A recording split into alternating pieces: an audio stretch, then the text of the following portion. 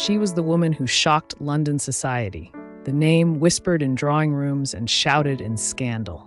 She lived too much, loved too freely, and refused to be tamed. 5 marriages, countless affairs, and a trail of broken hearts. Lady Idina Sackville was the scandal of Happy Valley and the restless soul who defied every rule of convention. Some called her a temptress, others, a tragic figure, but all agreed on one thing: she was unforgettable. From the glittering ballrooms of England to the wild, hedonistic world of British East Africa, Idina's life was one of reckless passion and lavish indulgence. She built a paradise where champagne flowed like water, where lovers were as fleeting as glances, where pleasure reigned above all. But paradise has its price, and when it crumbled through betrayal, murder, and death, it left her with nothing but shadows. Lovers betrayed her, friends vanished, fortunes were lost, and scandal left scars that never healed. This is the story of Lady Idina Sackville, the woman who became a legend. If you love stories of extraordinary women who defied the rules, consider subscribing. We have over 70 biographies on the channel, and we'd love for you to be part of our journey. Now, let's step into the scandalous and tragic life of Lady Idina Sackville. The first upheaval in Idina's life came when she was 4 years old in 1897, when her younger sister, Avis, was born. Her father, Gilbert Sackville, chose that moment to leave her mother. Gilbert Sackville, the 8th Earl Delaware, moved out of the family home and into another property just a few streets away, where he installed his new mistress, a can-can dancer. Her parents had married for that oh-so-common reason in the Gilded Age. She was wealthy, and he was a down-on-his-luck lord who needed her money. She, in turn, wanted a title. Gilbert's family had arrived in England during the Norman conquest of 1066. His lineage also boasted Lord Delaware, who had rescued the starving colonists of Jamestown, been appointed governor, and given his name to the state of Delaware. Idina's mother, Muriel, came from a far different background. Her grandfather, Thomas Brassey, had made his fortune in railroads. He employed more men than the British Army and built 1/3 of all the railroad tracks laid in his lifetime, making him one of the richest self-made Englishmen of the 19th century. Her mother, Annie Brassey, was a pioneer in her own right. She was the first person to circumnavigate the world in a steam yacht. Muriel practically grew up aboard a ship, traveling the South Seas, climbing volcanoes, and feasting with chieftains. Annie kept detailed journals of their adventures, turning Muriel and her siblings into celebrities. Her book, The Voyage of the Sunbeam, was translated into 17 languages and used as a textbook in schools. She argued passionately for women's suffrage and rights, instilling these ideas in her own daughter. When Muriel married Gilbert, her father was an MP and had already been knighted. Years later, he would become a lord himself. Despite her impressive pedigree, Gilbert's parents opposed the marriage. They were childhood friends of the king and looked down on those in trade, refusing even to attend the wedding. Idina was born within a year of the marriage in 1893. In 1896, Lord Delaware died, and Gilbert inherited his title, while Muriel became a countess. A year later, Idina's sister, Avis, was born. And although Gilbert now lived with his mistress, he and Muriel still met on occasion, allowing her to give birth to his son and heir, Herbrand, in 1900. However, rumors persisted about Herbrand's true parentage. Soon after, Muriel realized that Gilbert was spending all her money on other women, so she did the most shocking thing imaginable in English society. She divorced him. While adultery was rampant in Edwardian society and carried little stigma, a divorce, especially one initiated by a woman, was cause for scandal and social ostracism. For the children of divorced parents, life was not easy. Idina's childhood friends were no longer allowed to associate with her. Muriel never remarried. She had enough money of her own to remain independent, and she devoted the rest of her life to George Lansbury, the future leader of the Labour Party, campaigning for women's suffrage and supporting trade union rights. Idina's younger brother, Herbrand, whom some whispered was Lansbury's son, became Britain's first hereditary peer to serve as a socialist minister. Muriel's influence on Idina was profound. In the great drawing rooms where politicians, philosophers, and reformers gathered, The young girl was not banished after tea like other Edwardian children. Instead, she lingered, absorbing their conversations, her mind shaped by political and esoteric thought alike. Theosophy, with its sweeping spiritual cosmology, wove itself into her consciousness, while the teachings of the Ukrainian mystic Madame Blavatsky introduced her to a world where the boundaries of the material and the mystical blurred. For a time, her education was unconventional. She rode ponies, roamed freely, and engaged in debates with her mother's radical guests. But tradition, like ivy, still crept in. In her mid-teens, she was sent to boarding school, an environment she found suffocating. The regimented curriculum bored her. The girls, with their simpering obedience, annoyed her. Her sharp wit cut through them like a blade, yet her posture, her grace, her effortless command of fashion made her impossible to ignore. And yet, for all her advantages, she carried a mark of disgrace. To the aristocratic establishment, her mother was a class traitor. When Idina was presented at court, she was admitted, but warily. At gatherings of the elite, she unsettled expectations. She did not glide through ballrooms with practiced compliance.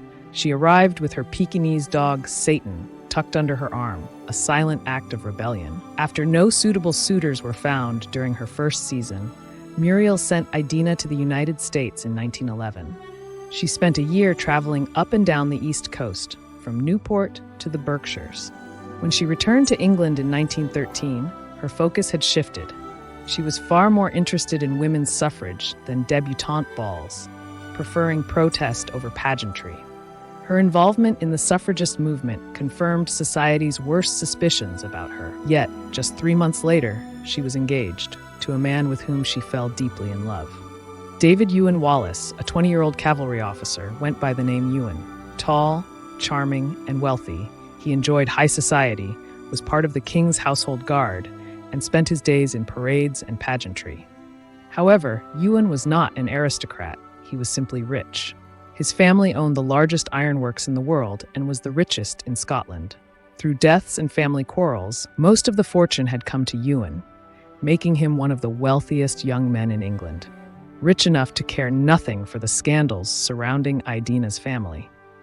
Within a fortnight of their first meeting, he proposed.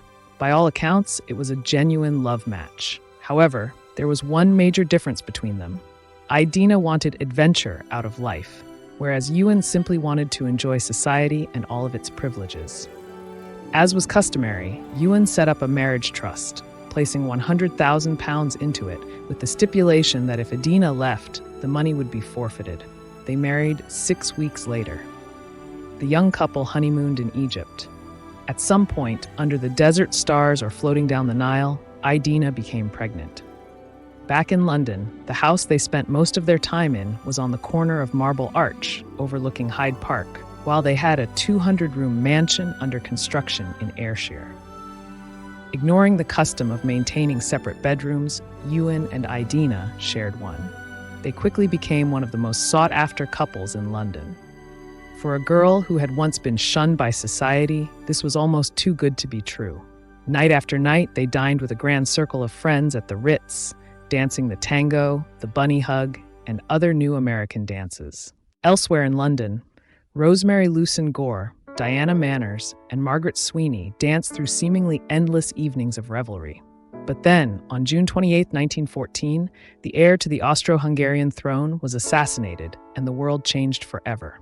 While Diana, Rosemary, Millicent, and countless other women did their part on the home front, forever changing society's perception of women, Idina, 8 months pregnant, could do little. On October 3rd, 1914, their first child, David John, was born. Far away in Belgium, Ewan distinguished himself in battle, but 2 weeks later, in a dawn explosion, he was badly wounded, shrapnel tearing through his legs. He was sent back to England. By November, of the 28 guards officers in Ewan's unit, 5 had been killed, 7 wounded, and 8 were missing. Only 1 would ultimately survive. 2 had been sent home with fever, and 6 remained in France. The men who had been cheered off to war, sure of victory, were coming back broken or dead. Within weeks of Ewan's return home, Idina was pregnant again. Yet, despite her condition, she still wanted to enjoy life while he was on leave. They ventured into the dark London streets, seeking dance halls and nightclubs. The initial excitement of war had dissolved into a desperate hedonism. Half their friends had been crippled or killed. Ewan recovered by dancing with every woman he could. In March 1915, Ewan was sent back to France. Sensing the direction her marriage was heading and unwilling to be alone, Idina had a secret cupboard built in her bedroom, with a hidden staircase leading to another deep cupboard in the smoking room below. If Ewan was not going to be in her bed, someone else would. Their second son, Gerard, was born healthy, though Ewan, having been promoted twice, was away for longer and longer periods. Missing him deeply, Idina traveled to Paris, where he was on leave. For a moment, it was as if nothing had changed. They made love, confessed their feelings, and made promises. But leave always ended, and soon Ewan departed once more. It was not the war that would take him from her. Back in London, people attended battle parties, sipped whiskey at illegal nightclubs, and injected morphine. Women felt it their duty to show the soldiers, many of whom were about to die, a good time. These wild gatherings became known as dances of death. During one of Ewan's trips home, he was introduced to Barbie Lutens, the daughter of the renowned architect Sir Edward Lutens. Barbie had also been raised by a theosophist. Tall, slender, with ice blue eyes and porcelain skin, Barbie's family alternated between wealth and poverty. She longed for a wealthy husband and to be accepted into polite society. Through her work as a nurse, she met Idina's sister, Avis, and was soon introduced to Ewan and Idina. Ewan became infatuated with her, visiting Avis and Barbie at their hospital frequently. The family was fracturing. In Ewan's journal during his periods of leave, Barbie's name appeared on every page, Idina's name only once. Barbie and Avis now joined the couple for tennis, drinks, and house parties. When Idina traveled to France to see Ewan, she expected to have him to herself. Instead, she found him surrounded by a flock of single women. During their visit, she struggled to find time alone with him, even as they shopped together. In one of the Parisian shops, Idina spotted a pearl ring. She asked Ewan to buy it for her as a token of his love. He did, confessing that she was his only woman. Through 5 marriages, heartbreaks, and tragedies, she always wore that ring. Back in London, Barbie returned. She was invited to every event as Ewan gave her his full attention. Idina faded into the shadows. Leaves ended, tearful departures followed, and the cycle repeated. Finally, in 1918, Ewan was posted to England for 4 months. Idina was overjoyed. Perhaps the marriage could be saved. When Ewan returned home, however, Idina was recovering from a severe case of influenza. She was pale, weak, and exhausted. After the beautiful girls of Paris, his wife, the mother of his children, had committed the unpardonable sin. She no longer looked perfect. Was it not a woman's duty to look well during her husband's return, to shower him with affection? Had he not suffered enough during the war? Idina tried to put on a brave face. She dressed up, escorted him to dinners, and attended social events. But after 2 days, she collapsed and was confined to bed. Her plans for a riotous 4-month reunion were ruined. Determined to please her husband, Idina ignored the doctor's warnings and forced herself to keep up with Ewan's relentless social calendar. She was still weak from illness, but she dragged herself from bed to go to parties, to dance, to smile through the exhaustion. When she was too ill to attend the theater, Barbie took her place. The next day, it was tennis and drinks again. Idina, still feverish and unsteady, refused to be left behind. That evening, she dressed carefully, took Ewan's arm, and accompanied him to the opera. Halfway through, her legs buckled beneath her. She had to be carried home. As she lay in bed recovering, Ewan spent his days with Barbie and Avis, slipping further and further away. He moved between London and Cambridge, rarely coming home, while Idina's health continued to deteriorate. Eventually, she required surgery, but by then, Ewan had all the distractions he needed. Barbie was alluring, but she was practical too. She wanted not just a lover, but a husband, and a wealthy one at that. Edwardian social rules had begun to shift, but one principle remained unchanged. Single girls of good families could not afford to be careless. Unlike married women who were protected by their husbands' names, unmarried women risked everything. Ewan had no shortage of women, whether at Barbie's side or in the dimly lit corners of private clubs. Idina, meanwhile, languished in bed, her fevered dreams filled with memories of a marriage that no longer existed. Their worlds had grown apart. She surrounded herself with new friends, while he moved in different circles, pulled into the orbit of a reckless, fast-living set known as the Black Crowd. Aristocrats and officers infamous for their wild parties and absolute disregard for convention. Even his commanding officer rebuked him, reminding him that he had a wife and children, a duty beyond the battlefield. By the time Idina had fully recovered, she was desperate to reclaim the woman she had once been, the woman Ewan had once wanted. For a single, stifling weekend, they tried to pretend that nothing had changed. But they spoke not of each other, not of love or loss, but of better times, of other people, of a world that had nothing to do with them anymore. And then, as always, Ewan left. Idina made one last attempt to win him back. She tried to be light-hearted, alluring, familiar, but in the final days before he was due to return to France, it became clear that he no longer cared to be won. He spent his last nights in London with Avis and Barbie, lingering in their company rather than his wife's. At their final house party together, Idina sat quietly, watching as Ewan, surrounded by beautiful young women, barely acknowledged her presence. She did not cry. She simply understood. In the quiet that followed, another presence began to draw her in. Charles Gordon had long hovered at the edges of her life, possessing charm but little in the way of discipline, yet his stories offered a glimpse of something different.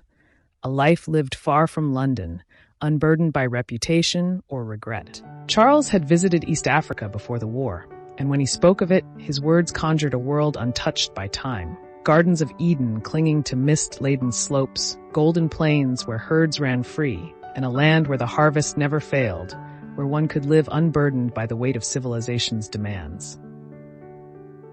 To Idina, the vision was intoxicating, a promise of something beyond the narrowing walls of London, beyond the familiar corridors of privilege and expectation, beyond the certainty of heartbreak. And yet, for all her longing, she still loved Ewan. She had loved him from the beginning, even when she had known deep down that he would never be a man to love only one woman. His charm, his wealth, his very presence ensured that mistresses would come and go, just as they always had. And now, as war reshaped the world, she found herself fearful not only of his infidelities, but of something more final, more absolute, of abandonment. She thought of her mother, left behind by a husband who had simply walked away, and she feared that one day, history would repeat itself. By the autumn of 1918, she was 25 years old, a mother of 2 children, watching as the war's aftermath tore through marriages with as much force as it had torn through nations. Across England, couples who had once been bound by duty and decorum were now walking away from their old lives, seeking new beginnings in a world irrevocably changed. For Idina, the restlessness was already there, growing like a whisper in the back of her mind. Her grandmother's stories still echoed in her memory, tales of adventure, of new lands, of second chances. There had to be something more, something beyond the constraints of a marriage that had become a performance, beyond the careful dances of a society that no longer felt like home. She was married to a man she still loved, but who no longer loved her. She turned to Charles Gordon, and together they began to weave a new future from the threads of a dream. They would go to Africa. They would have a farm, a life of morning rides across endless grasslands, of cool evenings beneath a sky thick with stars. They would leave everything behind. The armistice was signed on November 11th, 1918. 9 days later, on November 20th, Ewan returned home. This time, Idina was not waiting at the station. As they sat together in the quiet of their home, the light fading beyond the windows, she told him what she had already decided. She wanted a divorce. Ewan was stunned. He pleaded with her, reminding her of all she stood to lose. If she left, she would forfeit the £100,000 trust he had established for their marriage. She would be walking away from wealth, security, and a life of privilege. And what of Charles? He was reckless with money, a man whose fortunes had already dwindled. Did she truly believe he could provide for her? Ewan was resolute. They would not go to Africa. He was their father, and his wealth would ensure they received the best education, the best future. If Idina chose to leave, she would lose them. For a moment, she felt the pull of the life she had built, the echo of the love they had once shared. Then he played his final card. If she left, he would make sure she never saw the children again. In 1919, as the Spanish flu swept across the world, taking 250,000 British lives, Idina's marriage came to a quiet and irreversible end. By March, the divorce was finalized. By the end of the month, she had remarried. Within a week, Idina and Charles set sail for Kenya. The life she had once known was already fading into memory, and before her, unknown pleasures and heart-wrenching tragedies awaited. Their journey began in Mombasa, the great British gateway into East Africa, where the humid air hung thick with the scent of salt, spice, and the sweat of merchants and missionaries alike, all swept along in the wake of the British East Africa Company's unrelenting expansion. From there, they boarded the Uganda Railway, the so-called Iron Snake, a marvel of colonial ambition that slithered through the vast, unbroken grasslands, carving a path toward the interior. They had no land of their own, not yet. They arrived in Kenya with nothing but their names and the promise of a government land raffle, one of many such schemes designed to attract European settlers while pushing the indigenous people further from the lands that had once belonged to them. One of the requirements for claiming a farm was proficiency with a firearm. And Charles, a man whose easy confidence was matched only by his skill as a marksman, met the criteria with little difficulty. For a time, they lingered in Nairobi, a town still half-built, half-feral, caught between civilization and the untamed wilderness. They drank with British settlers, listened to tales of fortunes made and lost, of grand estates and broken dreams, of men who had arrived seeking adventure and found only hardship. The evenings stretched long into the night, filled with liquor and whispered ambitions, the air thick with the scent of cigars and the low hum of opportunity. And then, at last, their gamble paid off. They were awarded 200 acres in the highlands, perched at the edge of the Aberdares, overlooking the boundless majesty of the Rift Valley. When she saw it for the first time, Idina felt something stir within her, a rare and unfamiliar sense of belonging. The land was vast, golden in the morning light, softened by rolling mists that curled over the slopes and gave way to the endless horizon beyond. It was unlike anything she had ever known, and in that moment, she understood that this place, more than any man, more than any fleeting romance, would become her greatest love affair. British East Africa, soon to be known as Kenya, would claim her in a way that nothing else ever had. At first, life was raw and elemental, stripped of the comforts she had once taken for granted. They slept beneath canvas, rifles and dogs beside them, the nights filled with the distant roars of lions and the rustling of unseen creatures moving through the tall grasses. Later, they moved into temporary huts of grass and mud, spending their days on horseback, learning the contours of their new land, tracing the movements of the seasons, watching as the wilderness gradually bent to their will. By day, they worked, clearing land for grazing, carving out fields for crops, battling the dense, unyielding bush that threatened to reclaim every inch of ground they had claimed for themselves. By night, they vanished into the wilderness, lost in safaris that stretched for weeks, their only company the flickering firelight and the endless constellations scattered across the blackness above. Within months, a large single-story house had risen from the earth, a tangible promise of the life they had set out to build. The farm was beginning to take shape, a vision slowly realized, but the marriage was already beginning to crack. Idina was never a woman to be still, never someone who could abide the quiet rhythms of complacency. Charles, for all his charm, was too relaxed, too idle, too content with the way things were, while she was already imagining how much more they could be. Years later, he would reflect on their marriage with something between admiration and exhaustion, confessing to his third wife that Idina had been a nymphomaniac and that he had simply been unable to keep pace with her. Before long, the arguments began.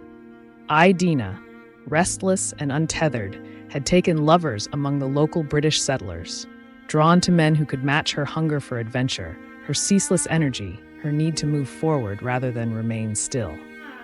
And after just 10 months of marriage, she was done and returned to England. With the hope of reconnecting with Ewan, He had just returned from America, where he had been welcomed into the glittering world of the Rhode Island elite, spending his days in the company of the Cushing family. Desperate to see her children, she was shattered to learn that she was already too late. Ewan was engaged. His fiancée, Barbara Lutens, came from a world of quiet refinement, the kind of woman who did not seek to challenge, but to fit perfectly within the mold of English respectability. And yet, even on her wedding day, she had wept. Her heart belonged to another, but he was penniless, and Ewan had a fortune. Heartbroken, Idina returned to Africa, hoping to salvage what remained of her marriage to Charles, hoping that, in the vastness of Kenya, she might lose the ache that had settled deep within her. For another year, she remained at his side, but her days were spent elsewhere, lost in the rhythm of the land, the endless safaris, the silent places where civilization ceased to exist. By the end of the summer of 1921, there was nothing left to salvage. The marriage had unraveled, the dream had faded, and yet it had all fallen apart so quickly. As the ship carried her back to England, she looked down at her hand. The pearl ring Ewan had once given her was still there, a quiet reminder of everything she had lost. At 28, she was adrift once more, without a husband, without a home, without a sense of where she belonged. She found herself back in London, staying with her friend Olga Lynn, slipping between borrowed rooms and borrowed time. But London was not the same city she had left. The war had shattered its foundations, and in its wake, society itself was coming undone. The old order was crumbling, and in its place, a new, restless energy had begun to rise, one that would spill into every corner of public and private life, turning convention on its head. And as always, Idina would not stand on the sidelines. She would step forward into the chaos, into the unknown, into the life that waited for her beyond the ruins of what she had left behind. The young crowd was louder, wilder, and more reckless than ever, their evenings dissolving into a haze of champagne, jazz, and unrestrained indulgence. Drinking heavily was no longer simply a pastime, but an expectation. And among the libertines who swept through London's social whirl, nudity was no longer scandalous but fashionable.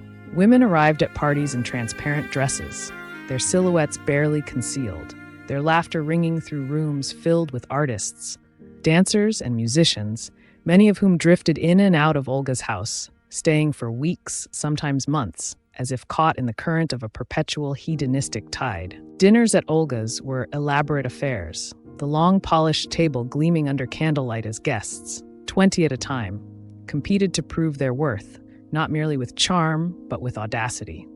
Epigrams and witticisms were a social currency, but those who failed to amuse could redeem themselves through outrageous stunts, the more scandalous, the better. In this world, lovers were flaunted rather than concealed, and women no longer waited for marriage to claim their desires. Contraception was discussed openly, and divorce, once an unmentionable disgrace, had lost its sting. Before the war, there had been no more than 500 divorces a year. By 1920, the number had risen to over 3,000. But Idina had not simply left one husband. She was now moving toward a second divorce. This was no mere error of judgment, no fleeting scandal to be forgiven and forgotten. Society had a place for a woman who had strayed once, but not for a woman who strayed again and again. She was no longer perceived as a woman who had merely erred. She had become an errant woman. Her name was struck from aristocratic guest lists. She was socially outlawed, dismissed as a wicked woman, cast adrift from the polite world she had once so effortlessly charmed. If society wished to see her as a pariah, then she would become one on her own terms. She shingled her hair into a boyish crop, painted her nails green, and slept through the day and danced through the night. She bought herself a sleek car with a silver stork on the hood, careened through the streets of London, drunk or sober, often leaving the engine running in the middle of the road. Men came and went, her name becoming a whispered byword for scandal, and yet she was never alone. By 1923, a new arrival had moved into Olga's house. Tallulah Bankhead, with her deep, whiskey-soaked voice and a laugh that could command a room, was a force of nature in her own right. Idina and Olga took her under their wing, introducing her to the finer things. How to dine well, how to drink well, how to slip into a gown that flattered in just the right places. And, when the moment required, how to pour bottles of champagne into a bathtub and climb in with a lover. But amid the endless revelry, Idina fell in love again. This time, it was Josslyn Joss Hay who had captured her heart. A 22-year-old aristocrat, charming, reckless, and one of Britain's most eligible bachelors, if one could overlook the minor inconvenience of his complete lack of fortune. One day, he would inherit the title of Earl, but at present, he had nothing to his name. It did not matter. Idina had never been drawn to men for their wealth alone. Her divorce from Charles Gordon was amicable, a quiet closing of a chapter that had long since unraveled. He married one of her friends, and she, in turn, married Joss and returned to Kenya, embarking on yet another reinvention of herself. There had been no practical necessity to marry him. She could have remained his lover, a decision that would have stirred far less controversy than taking a third husband, but she had never been concerned with what society found palatable. She loved him, deeply, intensely, with the same reckless devotion that had defined all of her great passions. Neither she nor Joss had ever been the kind to expect fidelity, nor did they place much value in the illusion of it. Perhaps, in marrying him, she was attempting to tether him to her, knowing that if love could not bind them, then at least the weight of a name, a title, and a promise might. Perhaps he filled a void that had been left by her children, the ones she could only mother from a distance, the ones she longed for in letters filled with affectionate scoldings and playful admonitions. She spoke of a mischild, a child of mischief, a name she gave Joss as if, in calling him so, she could keep him young, keep him close, keep him from growing up and leaving her behind. But from the beginning, she had shared him. Joss had also been involved with Alice Silverthorne, an American heiress whose wealth, unlike Joss's, was substantial. An orphan, the sole inheritor of an immense meatpacking fortune, she was delicate and volatile in equal measure, as demanding as she was unpredictable, and as unwilling to let go of Joss as Idina herself. Married to Count Frédéric de Janzé, Alice was accustomed to getting what she wanted, and what she wanted, more than anything, was Joss's attention. Sometimes, he would disappear with Alice for hours, lost in some private entanglement that neither woman questioned. Other times, he would vanish for days, leaving both Idina and Alice to wait, watching the road, wondering when he would return. Yet, no matter how long he was gone, he always came back. In time, Idina and Alice became close friends, two women bound not by rivalry but by shared understanding, waiting together for Joss to tire of whatever latest infatuation had momentarily consumed him. For 3 months, they lived in the intoxicating haze of scandal, drifting between London and Paris, reveling in the whispered conversations that followed them into every room, the knowing glances exchanged behind raised glasses, the recognition that, once again, Idina Sackville had done precisely as she pleased. And then, as always, Africa called her back.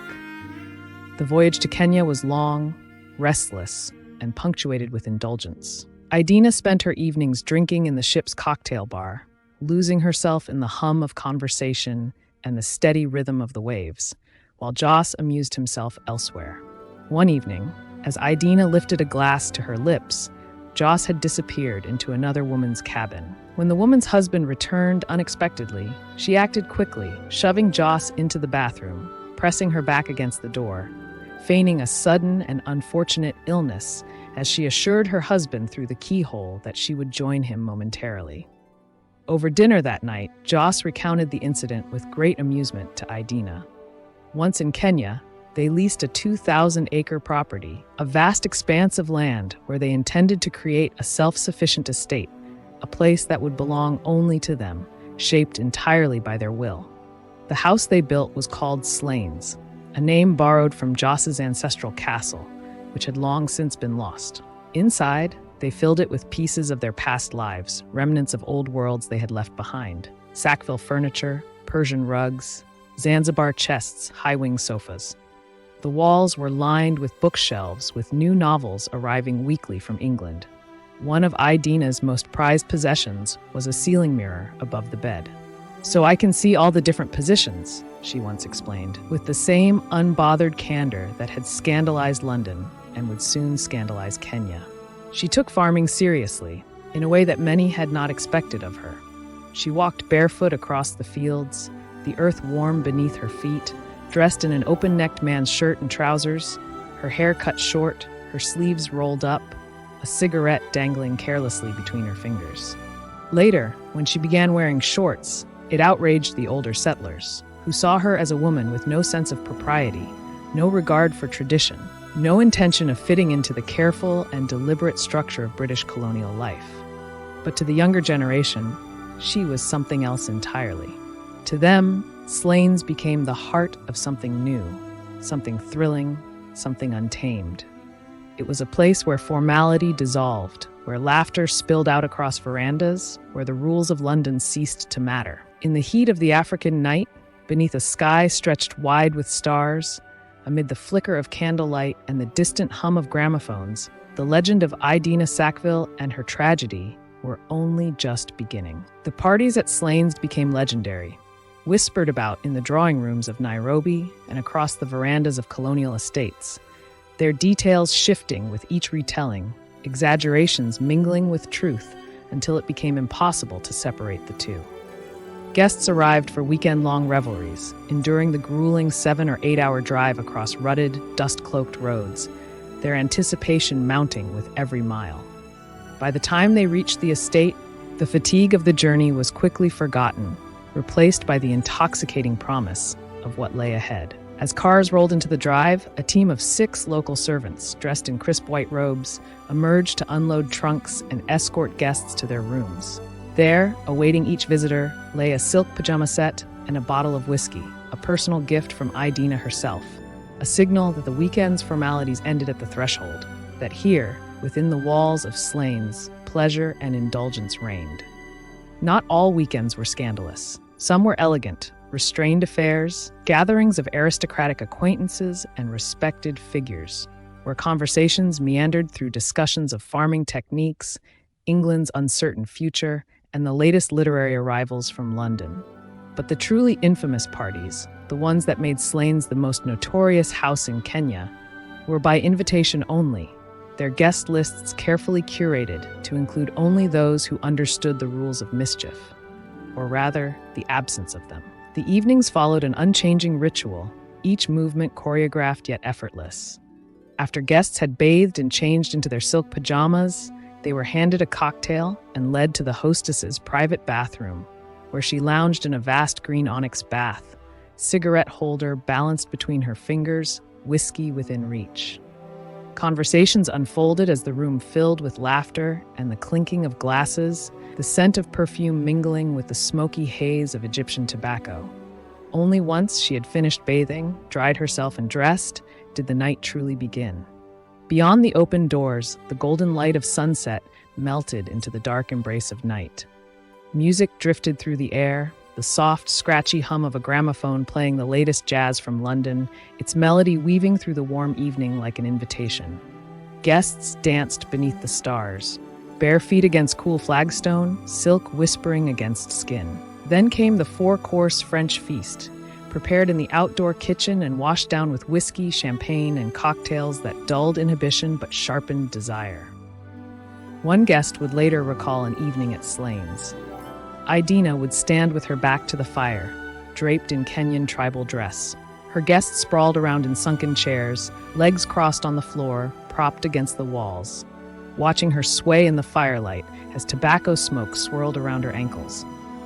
And then the games began. Joss, who rarely drank, moved through the room, silently refilling glasses, his gaze sharp and amused as he watched the night unfold. Idina, her eyes glinting with mischief, would determine the evening's entertainment. The games began innocently enough, poetry, dramatic readings, guests guessing the first lines of novels, but soon descended into impromptu performances, fevered dancing, whispered dares, and a steadily rising tide of reckless pleasure. And then, as the night reached its most breathless, shimmering height, Idina produced a set of bedroom keys. Each guest had a key to their own room, but she held the duplicates. The keys were laid out on a table, and fate dictated the night's pairings. Through the roll of a dice, the turn of a card, or the playful breath of a feather blown across trembling fingers. No one slept alone unless they wished to. A year of farming and revelry passed before Idina discovered she was pregnant. Rumors swirled. Few believed the child was Joss's, though those within Kenya's more refined social circles dismissed the stories of Slane's wild nights as exaggerated, little more than the envious gossip of those who had not been invited. Joss himself, however, made no effort to deny the stories. In London's clubs, he spoke freely of his exploits, detailing his conquests among the settler class, his careless words eventually becoming his undoing. Idina, however, was unmoved by whispers of scandal or speculation about her lovers. While the other British settlers spoke in hushed tones of pure British blood, of maintaining distance from native Kenyans, of demanding only British food at their tables, she embraced the land that had become her home. She walked barefoot, spoke fluently with her household staff, and refused to engage in the casual brutality of settler life. While other colonists flogged their servants, she did not. To some, this made her a woman of principle, to others, a traitor. And yet, when the Kenyan uprising came, when British homes were attacked and burned, when panic spread among the settlers, Slane's was left untouched. Shortly before Christmas, her daughter Diana was born. For a time, she remained at Slane's, lying low, while Joss continued his pursuit of pleasure. In an effort to keep Joss entertained, Idina sent a letter to Paris, inviting Alice de Janzé. By 1925, Alice and her husband Fred arrived at Slane's. Idina feared that Joss might leave her, but when Alice and Joss resumed their affair, she felt an unexpected relief. At least, she reasoned, it meant he would not stray too far. When asked if she minded that her friend was having an affair with her husband, she replied, "But Alice is my best friend." Determined not to linger in confinement after Diana's birth, Idina took to safari just weeks after the child's arrival, traveling through the wilderness with Alice, Fred, and Joss. Fred, aware of Alice's affair with Joss, tolerated it with a measured indifference, referring to Joss as the boyfriend. Back at Slane's, guests came and went, among them Michael Laughlin and Beryl Markham. And then Joss fell ill. For 10 days, he lay in a hospital bed, burning with malaria, slipping in and out of consciousness. Idina and Beryl camped outside his hospital room, refusing to leave his side. Only once he had recovered did Idina return to Slane's, driving the 8 hours home to check on her daughter. She returned to chaos. The nanny had quit, the farm accounts were worse than ever, and in a foolish display of bravado, Fred had attempted to chase an elephant off the property, only to be trampled, leaving him bedridden for weeks. Despite the ordeal, Alice convinced Fred to buy a farm nearby, and soon after, they left for France. Idina, now tending to Joss's recovery, begged Alice to return. She feared that without Alice, she would lose him. And she was right. Joss had fallen in love with someone else. After Diana's birth, Joss found a new distraction in Cyril Ramsay Hill, a former cavalry officer turned prosperous farmer. Their friendship formed quickly, and soon Joss found himself drawn not only to Cyril's home with its grandeur and comfort, but to Cyril's wife, Molly, a woman as enigmatic as she was ambitious. Molly's past was the subject of whispered speculation, her background a patchwork of reinvention. Her father had been dismissed from the Crystal Palace for embezzlement, and by 16, she was already pregnant, forced into a hasty, pre-war marriage that unraveled as soon as peace was declared. What followed was an arrangement so coldly transactional that it lingered in scandalous whispers long after the fact. Molly relinquished custody of her child in exchange for a £425 annual allowance. She vanished from England's polite circles, only to resurface years later in Cairo, claiming to have acquired a fortune from Boots the chemist. It was there that she met Ramsay Hill, a man of immense wealth who was so utterly captivated by her that he promptly divorced his wife and married Molly without hesitation.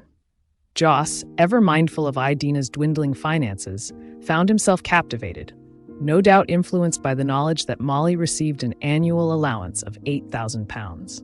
As the months passed, he and Cyril became inseparable, and soon he was spending more time at their estate than at Slane's. While Joss drifted away, Idina's world at Slane's remained as chaotic as ever. Kiki Preston and her husband Jerry were frequent guests, Kiki's presence a volatile mix of glamour and self-destruction. Addicted to morphine, with the scars to prove it, she was a woman who spoke without restraint, boasting of her affairs with the Prince of Wales and Rudolph Valentino. Sometimes pausing mid-sentence to roll up her sleeve and inject herself, Idina, too, had found her own distractions. She had taken a lover, Casimir Boylang, a man as charming as he was married. His wife was often away, chasing her ambitions as a travel writer, leaving him free to fall effortlessly into Idina's world. By late 1926, Alice de Janzé returned to Kenya, taking possession of the estate she had long planned for herself.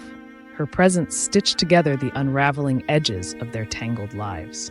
Once again, Idina, Joss, Alice, and Fred embarked on month-long safaris, disappearing into the wilderness for weeks at a time, where the heat and the gin blurred the days into one another. Alice and Joss resumed their affair, vanishing without explanation, while Idina and Fred had an affair of their own. Fred, with his usual sardonic detachment, later immortalized these tangled affairs in his book Vertical Land, a thinly veiled chronicle of their collective decadence. But Alice's return provided Idina with something far more valuable than momentary pleasure. It provided a sense of security. As long as Alice remained in Joss's orbit, it meant that Molly had not fully ensnared him. Yet beyond their enclosed world, the scandals and affairs reached London, and the newspapers began referring to the place as Happy Valley, a place where marriages were fluid, lovers were interchangeable, and decadence had become an unspoken rule. Across England, the gossip filtered through stately homes and drawing rooms, culminating in a single, knowing joke. Are you married, or do you live in Kenya? The parties grew, the Ramsay Hills now woven into the fabric of Idina's world. This was, as she would later say, the happiest time of her life. But happiness, in a world built on borrowed time, was never meant to last. Toward the end of 1928, Cyril embarked on a shipping and hunting expedition to Europe, leaving behind his vast estate and his wife. Before departing, he turned to Joss, his closest friend, and asked him to watch over Molly. Joss took the request to heart. He left Slains entirely, pitching camp in Molly's garden. Idina, accustomed to Joss's infidelities, clung to the belief that this was nothing more than a passing diversion, a temporary obsession that would burn itself out in time. After all, Joss still returned home, if not to her, then at least to Alice. And then, shortly before Christmas, an old friend of Idina's arrived in Kenya. Raymond de Trafford, a man whose reputation preceded him, was known across Europe for his gambling, his volatile temper, and his ability to leave women ruined in his wake. Kenya, with its loose morals and indulgent expatriates, suited him perfectly. But his presence disrupted the delicate balance that had held Idina's world together. One day, upon returning from a hunting expedition, Fred found that Alice and Raymond had vanished. They returned days later, but something had shifted. Fred, who had accepted Joss, tolerated Alice's many affairs, now found himself unnerved. Without hesitation, he left for France with Alice. Shortly after returning home, Alice shot both Raymond and herself in Paris. The headlines screamed scandal. American Countess shoots Englishman and herself in Paris, the New York Times declared. Both survived. Alice, charged with attempted murder, convalesced at Fred's estate awaiting trial. The court was lenient, a 6-month suspended sentence and a $4 fine. She wasted no time in returning to Kenya, only to find that the country no longer welcomed her. Some, including Karen Blixen, the writer of Out of Africa, received her with open arms. Others, however, saw her as a symbol of the moral decay that had come to define Kenya's expatriate elite. Lady Grigg, the governor's wife, was so appalled by the reputation Kenya had acquired, a love colony for degenerates, as she put it, that she persuaded her husband to have Alice expelled. In March 1928, Alice was sent back to France. Joss soon followed, using his father's recent death as a pretense to leave. Idina was not invited. On his way out of the country, he stopped to collect Molly, and the two boarded the train together. When Cyril Ramsay Hill learned of their departure, he grabbed his gun and sped toward the station, determined to stop them. By the time he arrived, the train was already gone. Undeterred, he drove through the night, intercepting it in Nairobi. As the train pulled into the platform, he stood waiting, pistol in hand, and yet, at the final moment, he did not fire. Instead, he dropped the gun, seized a riding crop, and in front of the entire station, whipped Joss across the face. Then, without a word, he turned and walked away. By 1928, Idina had lost Joss. She had lost Alice. Even Fred was gone. Happy Valley was no longer happy. And just before the April rains, she sailed for England, her pearl ring from her first marriage still on her finger, and her daughter at her side, the world she had built in Kenya crumbling behind her. Years later, when Slains was owned by others, Idina made a trip back to the property and asked if she could spend a couple hours alone in the bedroom. She emerged later glowing and simply sighed. It was heaven. Idina returned to London as a cuckolded wife, her humiliation laid bare before the city's most unforgiving audience. The incident at the railway station, where her husband had been publicly whipped, was the talk of every drawing room, every club, every whispered exchange over glasses of champagne. She had been scandalous before, but now she was something else entirely. A woman discarded, a woman who had lost. She moved into Augie's new house, and within days, she had gathered a fresh circle of admirers, surrounded herself with familiar decadence, and plunged into a torrid affair with Tom Mosley. It was, in many ways, an expected choice. Tom was a notorious philanderer, his appetite for women, politics, and power insatiable. That he was married seemed only a technicality. His wife, Cynthia Mosley, professed not to mind, dismissing his indiscretions with a shrug and a quiet confidence. Meanwhile, Joss had fled. He had arrived in England under assumed names, slipping into hotels with quiet discretion, hiding from the social fallout that clung to his name.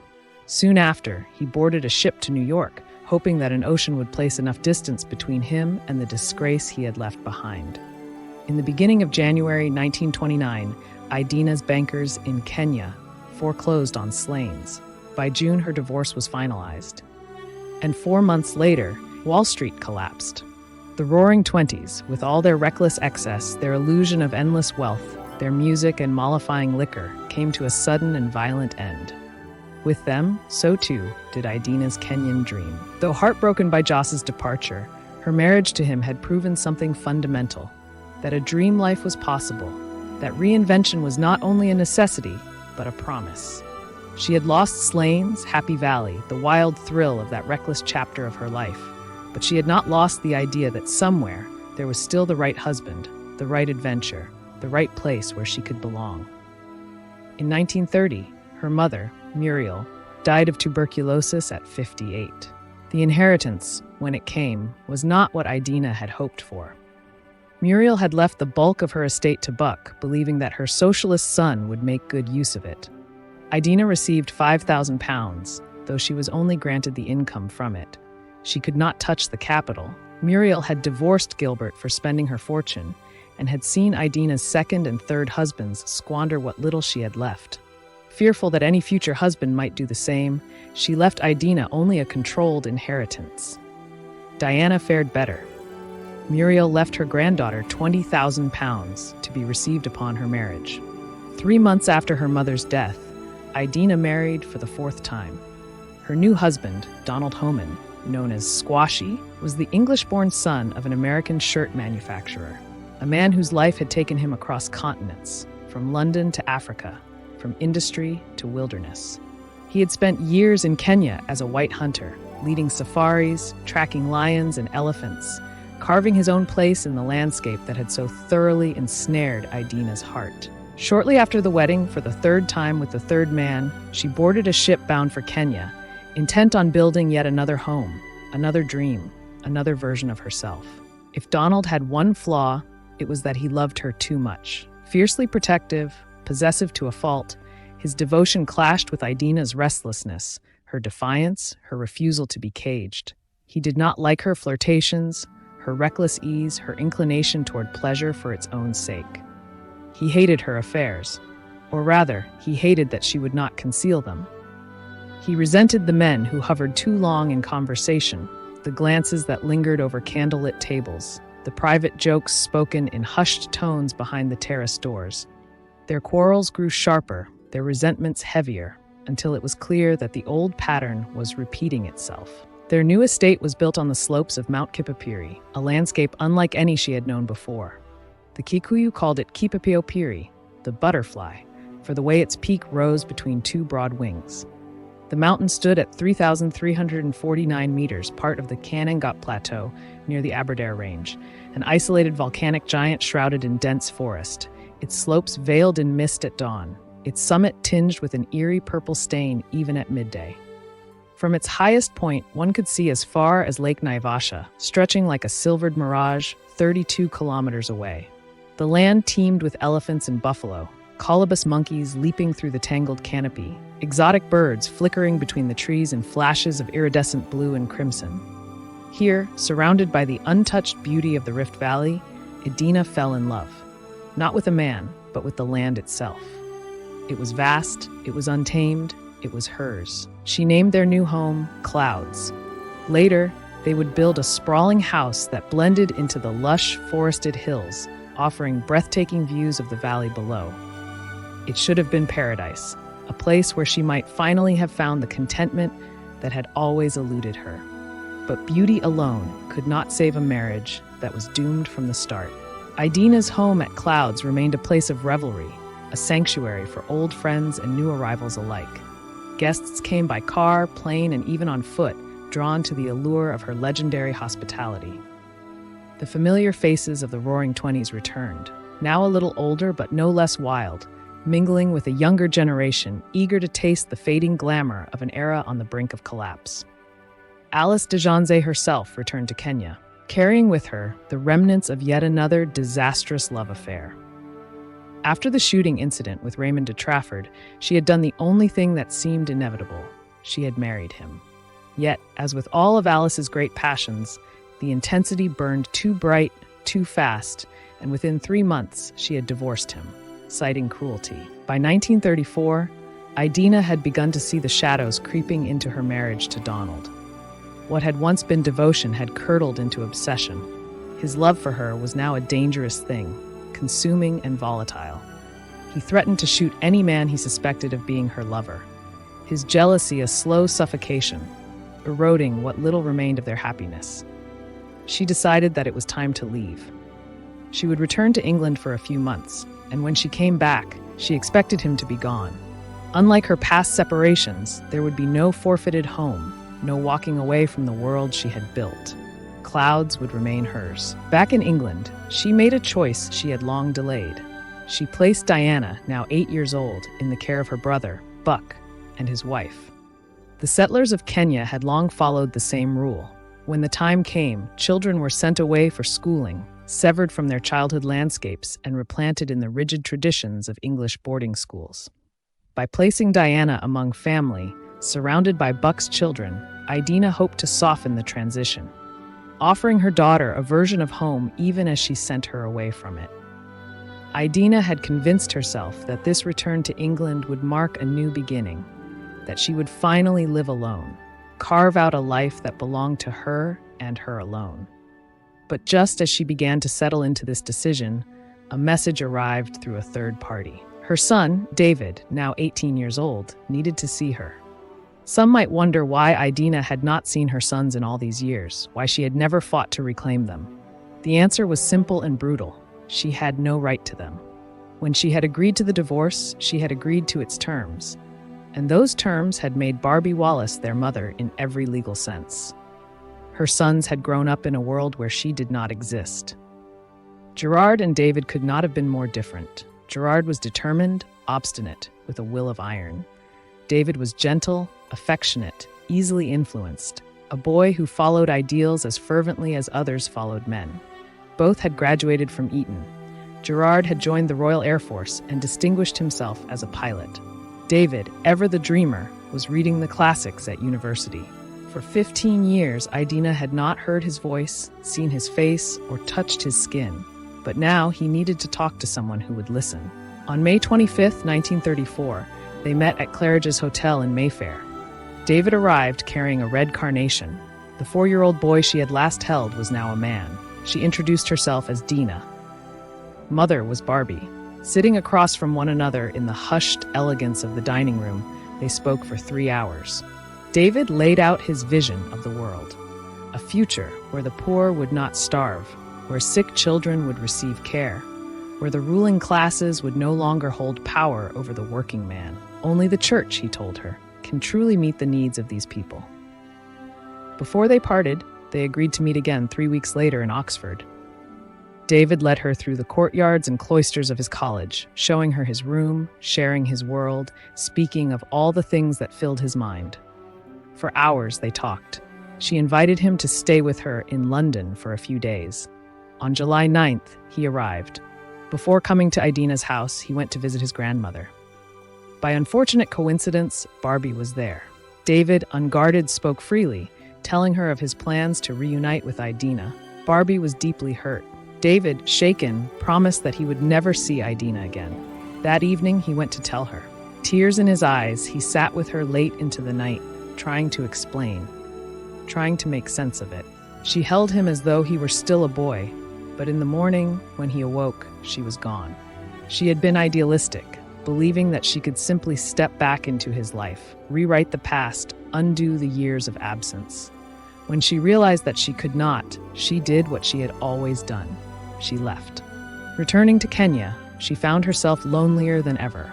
Her daughter was gone, her home emptier than it had ever been, and in between the hours of horseback riding and tending the flower beds, she was utterly alone. The weekend parties at Clouds became increasingly unhinged. The latest amusement was the sheet game. A sheet was strung across a room, dividing it.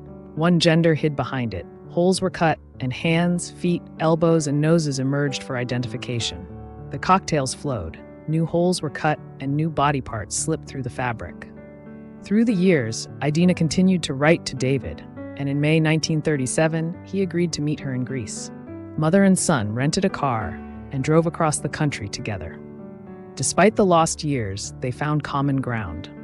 Back in England, she introduced him to Diana, and for 2 brief, precious days, she had both her daughter and her eldest son beside her. In January 1939, David married Prudence Magor, a former actress with bright eyes and a quick wit. Idina was not invited. 2 months later, she married for the 5th and final time.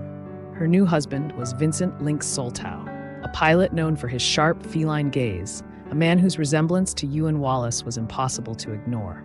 Lynx had 2 children, Anne, aged 4, and Tom, aged 2. Their mother had abandoned them, and with war on the horizon, Lynx had joined the Royal Air Force. For a brief moment, Idina's life felt whole again. She had a husband, children, and a home in the heart of Africa. Then, toward the end of 1939, 6 months after her wedding, war came again. Non-troop travel ground to a halt, and mail sank to the ocean floor. Kenya and Europe were now mostly cut off. With Lynx away in Cairo, getting back to Clouds became an ordeal, and he could rarely come home. During the week, Idina cared for her stepchildren, taking them for walks and rides, teaching them to hunt and fish, and listening to the gramophone under the shade of a tree. But on weekends, she was lonely. She traveled to the officers' clubs, where she took new lovers and invited many to spend weekends at Clouds. At these officer gatherings, Joss was there too. He and Idina were now friends. He had married Molly, but she had died from drug and alcohol use during the first days of the war. Joss, never one to remain idle, was now serving in the Kenyan Reserve Regiment. That Christmas, Diana Delves Broughton arrived in Kenya. Newly married to her 57-year-old husband, the immensely wealthy Sir Jock Delves Broughton. The couple had arrived in November 1940, barely a week into their marriage, and while they searched for a house to rent, they hosted an extravagant dinner party that marked their entrance into Happy Valley society. Almost immediately, Joss and Diana began an affair. On the morning of January 24, 1941, Joss was found slumped in the footwell of his car, near a crossroads a few miles outside Nairobi. He had been shot once in the head. Joss had been murdered. The news spread across the world, filling newspaper columns with speculation. Alice de Janzé, upon hearing the news, attempted to take her own life. 2 weeks later, Idina, still in mourning, received a telegram from her brother. Ewan was dead. All 3 of her children were now fatherless. Trapped in Kenya, she could do nothing to help them. A month after Joss's murder, Sir Jock was arrested. Idina and Alice attended the trial, which began on May 26, 1941, drawing international attention in a world desperate for relief from war news. Regardless of who had pulled the trigger, Idina and Alice blamed Diana. 6 weeks later, Sir Jock was acquitted, and Joss's murder was declared unsolved. The trial had been too much for Alice. She buried her beloved dog, then retreated to her bedroom. She had her houseboy prepare her bed with ornate sheets embroidered with the Janzé crest, a relic of her first marriage. Then she lay down, took a gun, and ended her life. Idina's happy valley was well and truly over. With Lynx busy at war, he rarely came home. Her youngest son, Gerard, had married and was living happily with his wife, but soon after, he was posted to Mombasa. One night, at an officers' club, Idina finally saw him again, after 25 years. There was too much to say, and no idea where to begin. She looked small next to him. She took his hand in hers and led him to the dance floor. Her son wrapped his arms around her. She placed her head on his shoulder, and they spent the night dancing. Gerard was a steadying presence, and now at last, he was here to steady her. The war had taken his father, scattered his family across the world, but here at last, he had his mother. He held her tight. The next day, he was hauled in front of a senior officer. "Look here, I have warned you about Lady Idina. She is old enough to be your mother." "She is my mother," Gerard replied. And so at last, Idina and her second son truly came to know each other. They met on weekends in Nairobi or at Clouds, talking through the night, sitting by the fire. But on August 25th, 1943, after just 4 short months, a thin line of dust appeared on the horizon of the road to Clouds. The dust thickened into a cloud before coming to a halt at the gates. A dust-covered car arrived with the news. Gerard was missing. She drove to Mombasa. There, she learned the truth. Her son was dead, killed during a military training exercise. She bought a plot of land close to the cemetery near the ocean and raised a stone in his honor. "To my beloved son, Wing Commander G.E. Wallace, who flew from here to the unknown and to his crew." Then she drove back to Clouds. The parties ended. She stopped eating. She stopped exercising. She no longer wandered through her garden. The deaths of Joss, Ewan, and Alice had weakened her. But the death of the son she had just found again, the one she had cradled and danced with after 25 years apart, devastated her. Her other son, David, who had a desk job at the embassy in Cairo, was broken by his brother's death.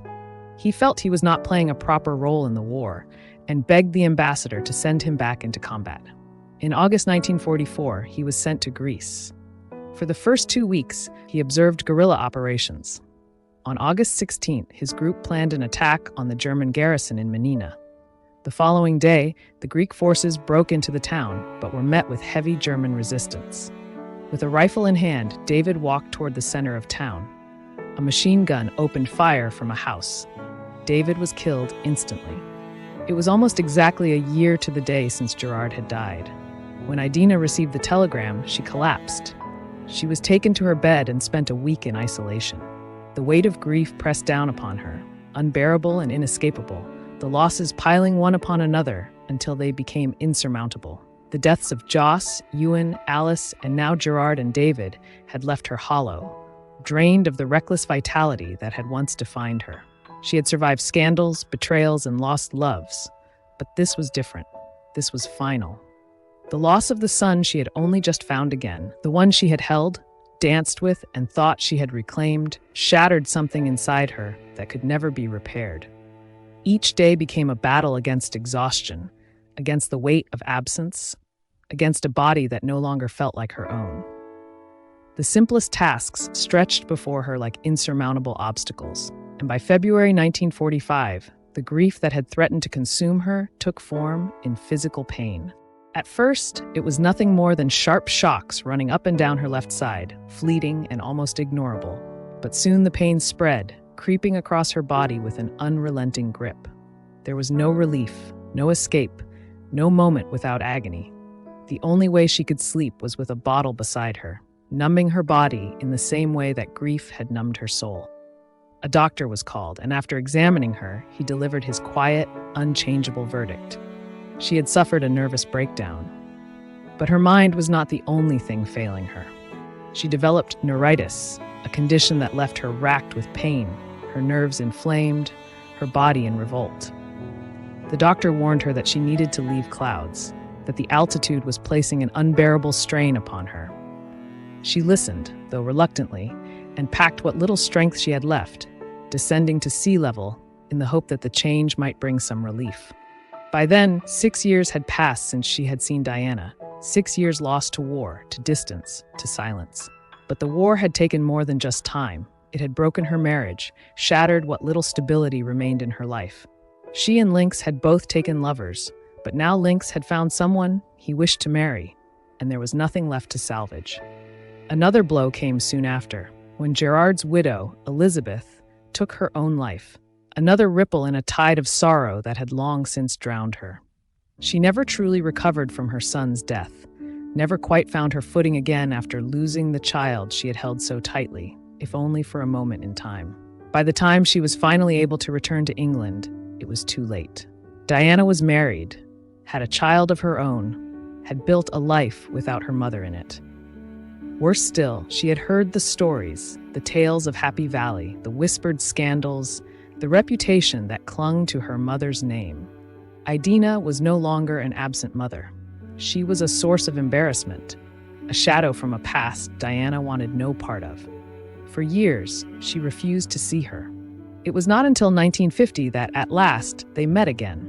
Her brother, Buck, orchestrated the reunion, knowing that time was slipping away, that whatever remained of Idina's life was running out.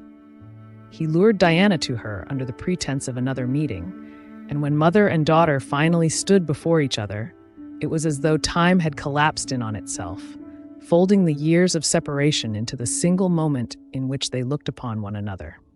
12 years had passed since their last meeting, 12 years of absence, regret, and missed opportunities. But against all odds, Idina managed to win her daughter over, and they fell back into something familiar, something that had once existed between them so effortlessly. She met her grandson, Merlin, and for a while, the ache of all she had lost softened. She made one final request of Diana, to name her next child Ewan, in memory of the husband she had loved long ago, before the First War, before everything had fallen apart, the man whose picture had remained beside her bed throughout all the years of passion and loss, whose ring she still wore through every storm. In return, Diana agreed to bring her family to Kenya for a safari, a promise Idina held on to, as though it might sustain her, as though it might give her something to look forward to, something to carry her through the relentless march of time. And Diana kept her promise. In 1951, she gave birth to a son and named him Ewan. She planned to visit Idina the following year to finally bring her family to Clouds, but the timing was never quite right. In 1952, as she was preparing to travel, Kenya was thrown into violent upheaval. The Mau Mau uprising swept through the country, forcing Diana to postpone the trip, though Idina assured her in letters that she was safe, that she would wait. But Idina was growing weaker. By 1953, the disease that had taken root in her body could no longer be ignored. Cancer had begun to consume her, devouring what little strength she had left. She underwent a hysterectomy, but it was too late. The cancer had spread, and there was nothing left to be done. Yet still, she remained upbeat, writing to Diana as though nothing had changed, sending a cheerful Christmas letter filled with warmth, with reminders of things to bring for the cool African evenings, as though their long-awaited safari was just on the horizon. But by 1955, the disease had tightened its grip. She spent most days in pain, though she rarely spoke of it. Diana was pregnant again, and her visit was postponed once more, pushed to the following January. In September of that year, Idina wrote another letter to her daughter, filled with affection, instructions, the little details that made a house a home. She sent it, lay down in her bed, and placed the photo of Ewan beside her. 5 days later, she was gone. She had never wished to be an old woman. By dying at 62, she had, in a way, gotten her wish. Buck flew to Kenya and commissioned her headstone. The inscription was simple: to a warm, loving, and courageous person. No birth date, no age.